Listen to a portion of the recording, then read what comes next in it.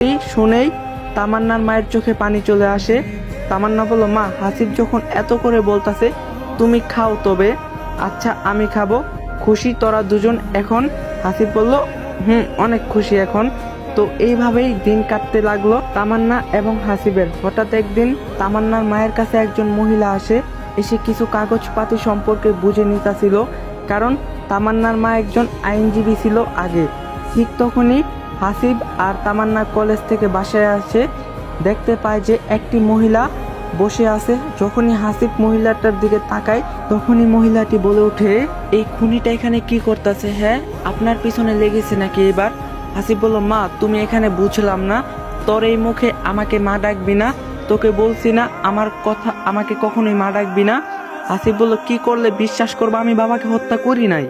তুই বললি আর আমি বিশ্বাস করলাম। হ্যাঁ। তখনই তামান্নার মা বলে ওঠে, আপনার সন্তান সত্যি কথাই বলছে, ও কখনো মিথ্যা বলে না। তার মানে তামান্নার মার কাছে যে মহিলাটি এসেছে সেটা হলো হাসিবের মা। ও যে সত্যি বলতেছে তার প্রমাণ আছে কি ওর কাছে? হাসিব বলল, মা, তোমার কি মনে আছে আমি প্রতিদিন প্রাইভেট পড়ার জন্য কলেজে আসতাম? তখন বলল, মনে আছে।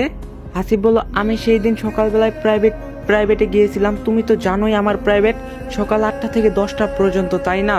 আমি তো এই টাইমে বাহিরে থাকি। তো হাসিব বলল, পুলিশ রিপোর্টে কি বলছিল জানো?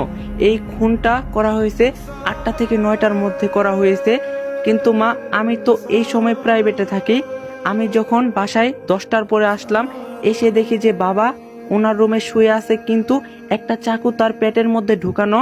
তাই আমি চাকুটা বের করি যাতে করে বাবা কষ্ট না পায় বা বাবার কোনো ক্ষতি না হয়। কিন্তু ঠিক সেই সময় ভাইয়া চলে আসে, এসেই বলতে থাকে আমি নাকি হত্যা করছি।